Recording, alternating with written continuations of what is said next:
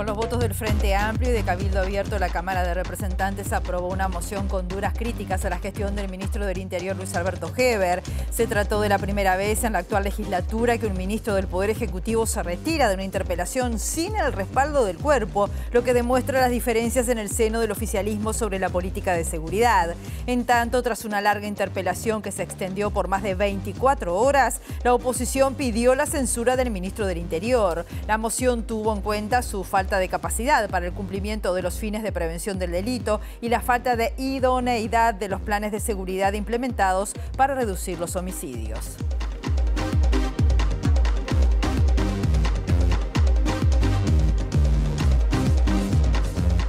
¿Qué tal? ¿Cómo están? Bienvenidas, bienvenidos a MBD Noticias. Comenzamos con la información, con 12 grados a esta hora aquí en Montevideo y en una jornada que se va a mantener con el cielo nuboso, dice Inumet, con el viento soplando del sureste al noreste entre 10 a 30 kilómetros por hora, con una máxima anunciada nada más que de 13 grados. Como siempre, viendo algunas de las cámaras del Centro de Gestión de Movilidad a esta hora, en Florentino, Ameguinho, entre Laureles y Carlos María Ramírez, hasta las 18:30 hay trabajo de saneamiento, o en Washington, entre Guaraní y Maciel, hasta las 5 de la tarde, en este caso hay trabajo de hormigonado, o en Mayolo, entre Julio María Sosa y Benito Nardone, trabajo de hormigonado hasta las 17 horas.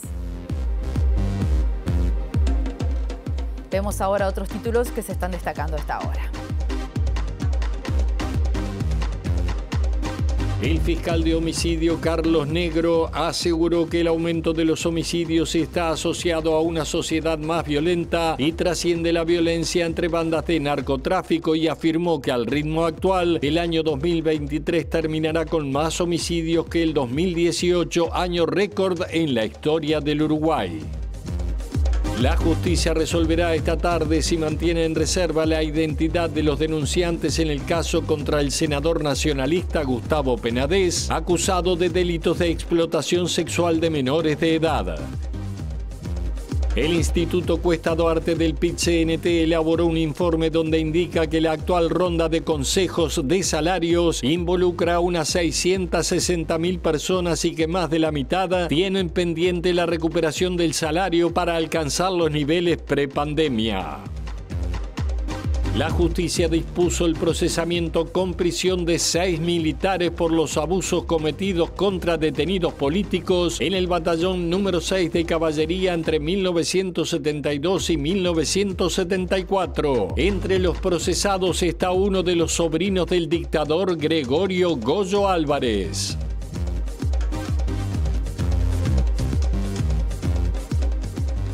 Como decíamos en la portada, tras 24 horas de interpelación, la Cámara de Diputados no respaldó la actuación ni las explicaciones del ministro del Interior, Luis Alberto Heber, con 3 mociones en consideración del Pleno. Por 49 votos en 94 diputados presentes se aprobó el articulado presentado por Cabildo Abierto, que sostiene que la gestión del ministro del Interior no viene logrando cumplir con los compromisos en materia de seguridad que presentó la coalición de gobierno a la ciudadanía en su documento llamado Compromiso por el País. Un desglose propuesto por la bancada del Frente Amplio produjo la mayoría para dejar sentadas las críticas a la actuación del ministro político del gobierno de coalición. La resolución concluye que resulta necesaria la implementación de sustanciales cambios en el sistema carcelario en pos del paradigma de la rehabilitación de las personas privadas de libertad, de acuerdo a lo previsto en el artículo 26 de la Constitución. En tanto, el Frente Amplio presentó una moción de censura que se tratará en una sesión especial convocada por el presidente de la Cámara de Representantes. Esta sesión se va a realizar guardando un plazo mínimo de 48 horas fijado por la Constitución. La fecha de la sesión todavía no está definida. Y el ministro del Interior, Luis Alberto Heber, aseguró que la actual gestión no tuvo éxito en el combate de los homicidios, pero destacó que existen resultados positivos en relación a la baja de otros delitos, como por ejemplo las rapiñas. No estamos conformes con los resultados de los homicidios. Verdad, señor presidente, verdad para el comandante en jefe de nuestra institución también, y también para este ministro, que nunca habló a favor de que había éxito en materia de homicidios. O sea, tratar de decir que había un éxito en nuestra lucha para bajar los homicidios en el país no es verdad. Por otro lado, señor presidente, sí creemos que en otros delitos sí tuvimos relativo éxito. Relativo éxito. En el último quinquenio, o sea, del 2014 al 2019, las rapiñas subieron un 52%. O sea, señor presidente, en 5 últimos años subió un 52%, en 15 años subió un 338% y nosotros en 3 años bajamos un 23%. ¿No se puede decir que estos son datos positivos cuando sistemáticamente la rapiña venía aumentando? Nos vamos al Parlamento, hay repercusiones, imaginen, de toda esta sesión de 24 horas de la comparecencia del ministro Heber. Para eso vamos a recibir con mucho gusto a Luca Veloz, que ha trabajado ampliamente en este tema. ¿Cómo estás, Luca? Bienvenido, adelante, buen mediodía. Exactamente, Rosina, porque de esta jornada larga de discusión, la mitad estuvo centrado en los temas de seguridad de este gobierno, pero la coalición que está al frente del país también llevó como puso sobre la mesa la discusión sobre la gestión del gobierno del Frente Amplio. La gestión del ministro Bonomi concretamente estuvo en discusión y fue parte del debate, gran parte del debate. Eso,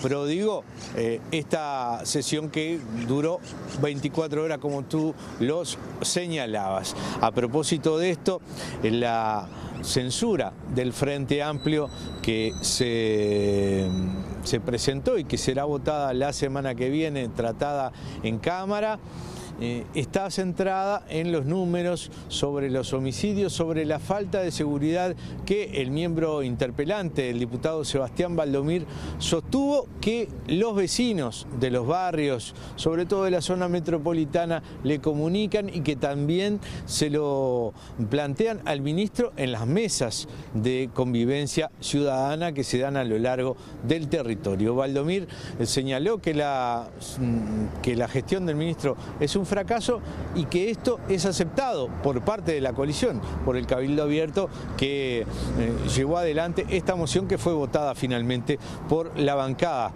del Cabildo y también del Frente Amplio. Sebastián Baldomir decía esto al cierre de esta sesión.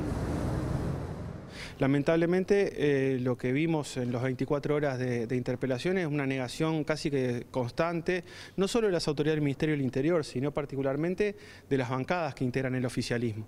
Eso claramente contrasta con la sensación de inseguridad que está en los barrios, que nosotros sabemos que la gente se siente más desprotegida, y en ese sentido siempre sostuvimos que la discusión no era con nosotros, sino con la realidad que están viviendo uruguayas y uruguayos en Montevideo, en la zona metropolitana y en muchos departamentos del interior del país. El resultado me parece que fue lógico porque las críticas a la conducción de la política de seguridad pública desde el Frente Amplio y desde algunos otros sectores del oficialismo ya se venían conociendo desde hace un tiempo atrás. Y en ese sentido la resultancia y el desenlace de la interpelación es bastante lógico y es un llamado de atención y un tirón de orejas para el gobierno. Sebastián Baldomir exhibió una gráfica donde aparecen el resultado de la cantidad de homicidios en los últimos gobiernos desde la reapertura democrática para aquí y mostró que estamos en el punto más álgido en esta materia, y eso es lo que insistió una y otra vez como los problemas de seguridad que está viviendo la gente. Desde el Cabildo Abierto, el diputado Álvaro Perrone insistió que la intención de Cabildo no es remover al ministro, sino dar un vuelco en la gestión y que se tomen en cuenta las propuestas que hace Cabildo Abierto, entre ellos algunas de refuerzo de la policía. Esto decía Álvaro Perrone. Las críticas en la moción se hacen en busca de un cambio de rumbo. no precisamente tiene que ser con un cambio de ministro. Si logramos cambiar el rumbo, eso a nosotros nos dejaría conformes. Políticamente esta moción deja sin respaldo al ministro del Interior, por lo menos eso se dice en sala. ¿Cómo lo interpreta Cabildo Abierto? ¿Es una forma más de desmarcarse de la coalición de gobierno? En realidad eso lo dice la oposición. El espíritu de esta moción es lograr cambiar el rumbo en materia de seguridad, tener mayor despliegue, como yo decía recién, y bueno, que se le preste también un poco de atención a las propuestas de Cabildo Abierto, que son propuestas que no solo salen del legislativo, hay un equipo técnico muy bueno trabajando atrás, con datos, con seriedad y con propuestas viables. A propósito de la marcha de la coalición y la coordinación, reclamó Perrone que se den instancias entonces de negociación y de coordinación entre los socios de la coalición de gobierno. El presidente de la Cámara de Representantes, el diputado Sebastián Andújar, sostuvo que hay un perfilismo de algunos legisladores de la coalición de gobierno, del Cabildo Abierto, y que esto entorpece la marcha del gobierno y el normal trabajo aquí en el legislativo. De todas maneras, entiende Andújar que esto no va a ser impedimento para que siga adelante la coalición su marcha y que no habrá una ruptura. Hay que recordar que estamos en la víspera de la rendición de cuentas que empezará, ingresa mañana al Parlamento a través de la Asamblea General, y el martes empieza su tratamiento justamente en la Cámara de Diputados, que tendrá 45 días. De todas maneras, Andújar dijo que esto se va a dar de forma tranquila, porque así la población votó por la coalición para que gobierne. Escuchamos lo que decía. No hay que definir esto como una ruptura de relación, porque las relaciones no se rompen por caprichos particulares. Son mucho más que eso. Hay mucha gente que nos votó, que nos puso en este lugar, que puso a la coalición de gobierno para gobernar, mucha gente que solicitó el cambio, y a ellos nos debemos. No nos debemos a los perfilismos particulares políticos dentro del Poder Legislativo. Pero esta moción que quedó votada no llega a respaldar la gestión del ministro, y eso es la primera vez que sucede en una interpelación. Ese análisis, te puedo decir que el análisis ese es una moción totalmente deformada a la que fue presentada.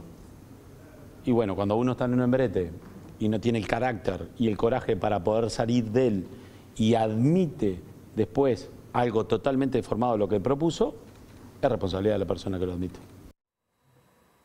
El fiscal de homicidios Carlos Negro dijo hoy en Primera Edición de MBD Noticias que hay grandes posibilidades de que en este 2023 se supere el récord anual de homicidios en Uruguay. La cifra más alta se dio en 2018 con más de 400 homicidios, y según el funcionario nada indica que la tendencia creciente de este año, que ya va por los 190 homicidios, vaya a disminuir. Y bueno, en el 2018 superamos los 400 homicidios. 415, 420, hablando de memoria. En 2022 llegamos a los 380, más o menos. Sí. Y este año no sabemos, pero ya estamos en 190 aproximadamente. Sí.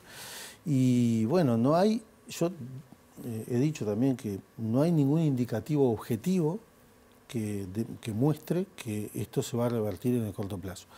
El fiscal apuntó que un alto porcentaje de homicidios se producen por la utilización de armas de fuego y que la lucha entre bandas de narcotráfico por conquistar territorio incrementó los niveles de violencia en los barrios. Sin embargo, dijo que prácticamente la mitad de los homicidios que ocurren en nuestro país tienen otros detonantes. Conflictos interpersonales. Ajá. Solución de conflictos entre personas. Un conflicto entre vecinos que se va de madre. Entre vecinos en un ómnibus como el otro día, sí, con una tenaza en la cabeza. Un muchacho que mira mal al otro porque pertenece a otra familia, que ellos están peleados. Alguien que le miran a la novia y no le gustó. Otro en un conflicto de tránsito porque se insultan y baja con un arma y mata al chofer contrario. Y el conflictos en el fútbol, en el básquetbol, violencia doméstica, violencia de género, todos esos causales que influyen en el número de homicidios que no responden mecánicamente al narcotráfico. La calidad del agua sigue siendo una preocupación y también sigue siendo una preocupación cuánto nos está afectando a nivel de la salud. De eso nos va a hablar en el siguiente móvil nuestro periodista Federico Jurkovic. Buen mediodía, Federico, ¿cómo estás? Bienvenido. Adelante. Gracias, Rosina, aquí en el Hospital de Clínicas, en este mediodía frío pero soleado que matiza esa temperatura baja. Rosina, tú lo decías, durante las últimas semanas el tema del agua, primero la sequía, después la calidad nos ha ocupado la agenda informativa. Estamos en días claves donde puede haber una nueva modificación de los valores de sales en el agua y cómo eso puede repercutir. A nivel de las afectaciones a la hipertensión arterial, por ejemplo, hemos estado cubriendo e informando cuáles son las consideraciones a tener en cuenta. Vamos a abrir un poco la cancha, vamos a hablar de otros sistemas del cuerpo, en este caso vinculados, por ejemplo, a lo que es la nefrología, el sistema renal. Para eso estamos con un especialista, él es Ricardo Silvariño, es nefrólogo y profesor agregado de la Cátedra de Nefrología de la Facultad de Medicina. Ricardo, gracias por estos minutos con MD Noticias. Muy bien, muchas gracias y buenas tardes. En primer lugar, se me ocurre preguntarte, en un primer momento se dijo que la población que, por ejemplo, se somete a diálisis era población de riesgo y había que atender con agua embotellada. ¿Eso está pasando? Contanos un poquito cómo está funcionando. Sí, claramente hay grupos de riesgo en los cuales la ingesta más alta de sodio puede tener algunas consecuencias negativas para la salud, y los pacientes con enfermedad renal avanzada, es decir, aquellos pacientes que tienen una función muy limítrofe del riñón, es un grupo que puede tener problemas. Hoy en día los pacientes en diálisis crónica, que son los pacientes que precisan la diálisis para poder vivir, es un grupo de alto riesgo en el cual ingestas altas de sodio o de agua pueden complicar, porque es el riñón el encargado de eliminar el sodio y el agua del cuerpo. Y ese grupo de riesgo ha tenido cierta asistencia desde el punto de vista social, aportándole o dándole acceso a agua embotellada. O sea que eso viene funcionando bien. En la mayoría, en la totalidad, digamos, de los centros de la zona urbana se les está entregando a los pacientes en diálisis crónica. ¿Eso es cuando concurren, a su vez se van ya con el agua necesaria, o cómo es el sistema? Bueno, en un sistema que coordinó muy bien el Fondo Nacional de Recursos con algún distribuidor, se los están llevando a domicilio a la mayoría de los pacientes para que no tengan que cargar con esa cantidad, y le dan un volumen de agua que les da como para la ingesta de agua semanal que estaría indicada para ese grupo. Perfecto, Ricardo, pero esto se va ampliando, cada día hay novedades, hay una posibilidad de que aumenten incluso aún más los valores, y eso ya restringiría más aún el consumo a otros grupos de la sociedad. ¿Cómo están viendo todo esto desde tu especialidad y qué puede pasar? Sí, claramente nosotros frente a esta nueva suba de sodio en el agua, o la última suba, se hicieron ciertas recomendaciones que partieron de un grupo de trabajo de Facultad de Medicina. Por eso se seleccionaron estos grupos de riesgo y se le dio asistencia. Claramente, si hubiera un cambio en los niveles de sodio, obviamente se va a tomar postura y se van a hacer las recomendaciones pertinentes, porque hay grupos que no olvidemos que el agua de consumo no es solamente el agua que se toma, es decir, la gente también cocina con el agua, o sea, hay otras situaciones que se dan en el quehacer cotidiano y que pueden requerir algunos cambios si los niveles subieran. Eso en cuanto a los pacientes en diálisis. Otras poblaciones de riesgo, en referencia a lo que tú me preguntabas, es poblaciones como los pacientes con hipertensión crónica, sobre todo los que tienen hipertensión mal controlada, en los cuales la ingesta de sodio más alta les puede generar un descontrol en sus cifras de presión arterial, y por eso también se ha instado a que los pacientes bajen el consumo de sodio de la dieta global, y bueno, y aquellos que tienen acceso al consumo de agua embotellada también lo hagan. Si subieran más los niveles de sodio, probablemente seríamos más estrictos en la recomendación del consumo de agua embotellada para uso de agua de consumo. Otros grupos de riesgo que se habló fueron las embarazadas, porque claramente la ingesta alta de sodio puede conllevar riesgos en ese momento de la vida, y bueno, en muchos lugares están teniendo asistencia a las embarazadas, se les está entregando agua embotellada en las policlínicas de la Intendencia, eso yo creo que ha sido una cosa buena. Y bueno, si cambiaran los niveles, yo creo que vamos a tener que pararnos frente a esa nueva situación y hacer las recomendaciones pertinentes al respecto, ¿no? Bien, cuando eso pase, Rosina, entonces volveremos a consultar a Ricardo Silvariño, cómo desde la nefrología se paran hasta esta realidad que parece va a ser inminente, y nos decía Ricardo que no solo es el agua, sino también todos los demás consumos que tenemos a lo largo del día que van sumando en el agregado la sal al cuerpo. Rosina, seguimos contigo.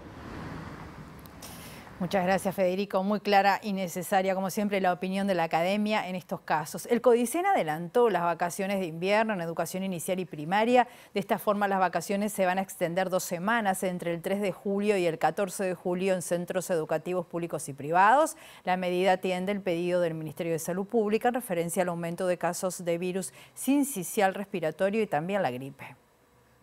Hemos hecho con el subdirector un monitoreo, un diagnóstico de cuáles han sido las inasistencias en estos últimos periodos.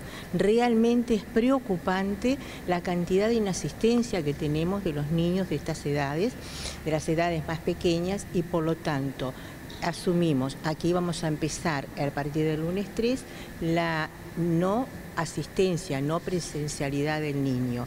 Las vacaciones se adelantaron porque el virus vino antes. Ustedes saben que el tema de gripe por lo general se da más o menos por el 10 de julio, empiezan los cuadros más importantes y bueno, hay que atender esto. Las 2 semanas estas que hemos hecho son semanas sin virtualidad, semanas en las cuales los maestros estarán también, porque los maestros establecen vínculos con su grupo de padres, con sus niños, y harán un seguimiento también del estado sanitario de sus alumnos. Vamos a mantener vínculos con la familia y vamos a extenderlo hasta el 14 de julio. Si llegado el lunes 17, ¿no?, y se ve situaciones realmente de que las autoridades sanitarias recomiendan que continúe, se hará. Tercer móvil de este mediodía. En este caso nos vamos a la Embajada de Estados Unidos. Allí hay un evento especial y está nuestro periodista Eduardo Delgado. Buen mediodía, Eduardo. ¿Cómo estás? Bienvenido, adelante. Adelante. Hola. Dale, Sil. Estamos al aire. Estamos al aire. Adelante, Eduardo. Rosina, un gusto saludarte. Estoy aquí en la residencia de la embajadora de Estados Unidos. Se está celebrando el aniversario número 247 de la independencia de este país y la embajadora Heide Fulton ha tenido la amabilidad de atender a los medios. La embajadora hizo la prioridad en su discurso de que la educación y la seguridad son lo básico en su gestión. ¿Puede ser? ¿Nos puede profundizar sobre esto?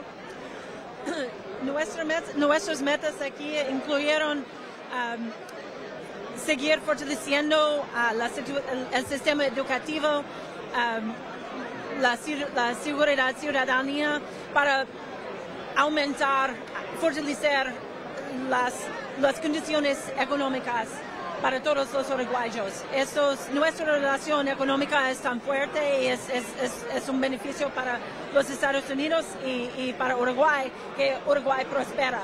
Pero se necesita una población educada y segura para florecer las condiciones económicas. Y en el marco de la relación bilateral, ¿qué relevancia le da la reunión de los 2 presidentes de los países que se dio hace semanas atrás en Estados Unidos? Eso es algo muy significativo. Ellos tenían previsto una reunión muy corta, pero duró 1 hora y media.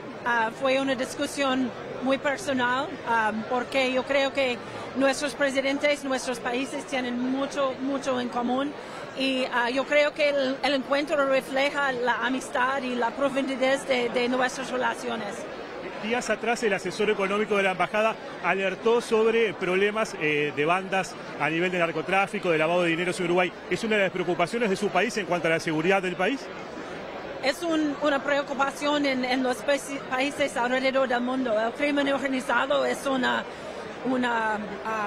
amenaza que afecta a todas nuestras poblaciones. Y estamos trabajando muy estrechamente con el gobierno uruguayo, con las herramientas que tenemos para enfrentar este reto. Yo creo que el gobierno aquí está muy enfocado en esto y colaboramos en las medidas que he mencionado. ¿Se trabaja desde Estados Unidos poder flexibilizar el ingreso, las medidas de ingreso que tienen los uruguayos para ingresar a Estados Unidos? ¿Los requerimientos? ¿Se refiere a nuestro sistema de visas? No hay un cambio, pero estamos trabajando para en este evento de celebración de un nuevo aniversario de la independencia. Vamos a tener obviamente que las declaraciones completas esta tarde en nuestra edición de las 19 horas. Y la justicia va a resolver esta tarde si mantiene en reserva la identidad de los denunciantes en el caso del senador nacionalista Gustavo Penades, acusado de abuso sexual de menores de edad. La jueza Marcela Vargas fijó la audiencia para las 14:30 horas ante el reclamo de la defensa de uno de los acusados, que asegura no tener acceso al material completo del caso. Desde Fiscalía se asegura que los abogados de los indagados tuvieron acceso a todo el material y que lo único que no se ha proporcionado son los datos identificatorios de los denunciantes. El abogado Juan Raúl Williman, que es el integrante del consultorio jurídico de la Universidad de la República, representa a 6 de las personas denunciantes contra el senador Gustavo Penades, aseguró que la declaración anticipada de las víctimas es algo clave en casos de delitos sexuales y que la reserva de sus datos es un mecanismo de protección.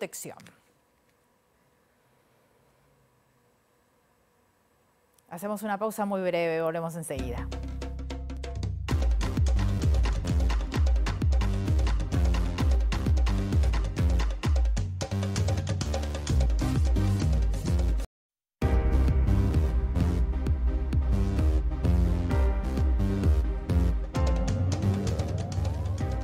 Segundo bloque de MBD Noticias, continuamos con la información con 12 grados a esta hora en Montevideo y les contamos que en el marco de la 10ª ronda de consejos de salario del sector privado, el Instituto Cuesta Duarte del PIT-CNT elaboró un informe donde, entre otras cosas, señala que en julio del 2023 vencen las resoluciones de una importante proporción de mesas de consejos de salario. Esto va a ser en la actividad privada.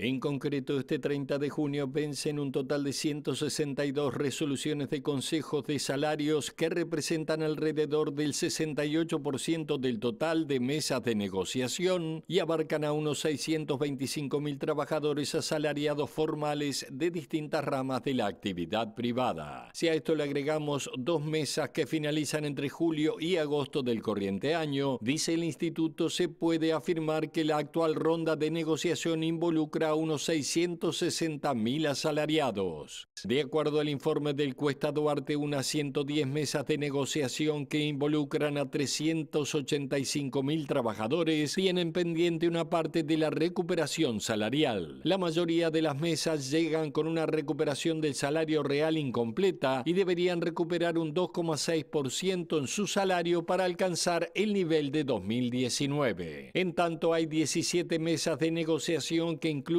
a unos 35.000 trabajadores, donde la pérdida supera el 2,6%. En varios casos la pérdida alcanza al 3,22%, pero hay sectores como el transporte interdepartamental que arrastran pérdidas aún mayores. Esta ronda de negociación es de particular relevancia ya que se trata de la última bajo la actual administración y se espera que el gobierno cumpla con el compromiso de que al final del periodo el poder de compra del salario se ubique en los mismos niveles que tenía prepandemia.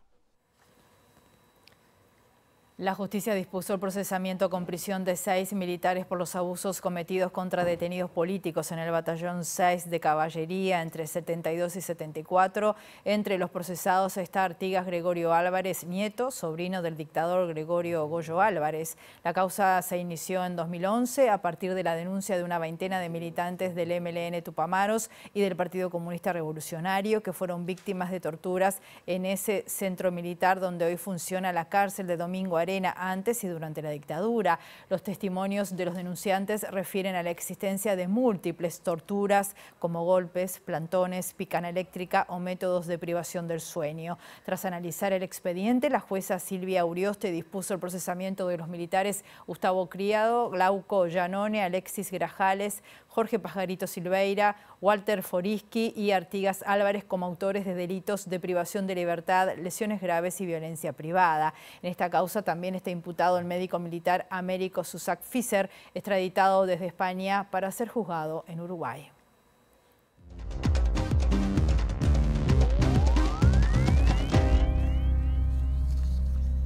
Muy bien, y en el último tramo del informativo vamos a hablar de noticias internacionales porque por segunda jornada consecutiva miles de manifestantes salieron a la calle y generaron disturbios que terminaron con más de un centenar de detenciones en protesta por la muerte de un adolescente a manos de la policía.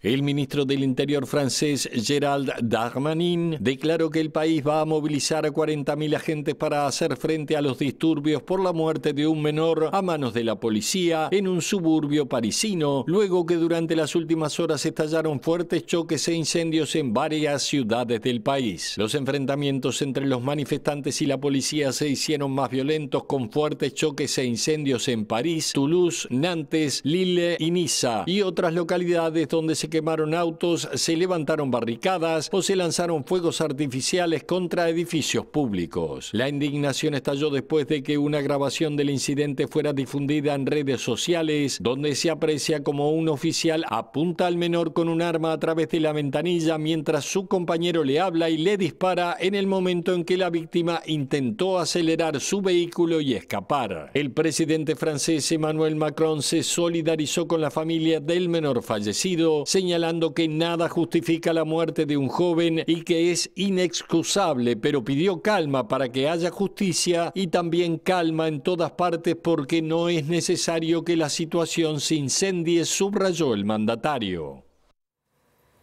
Nos vamos, volvemos a las 19 horas con nuestra edición central con Natalia Nogués y Mariana Abreu. Mañana a las 8 de la mañana tempranito con Pilar Teijeiro y Josema Caraballo. Que pasen bien.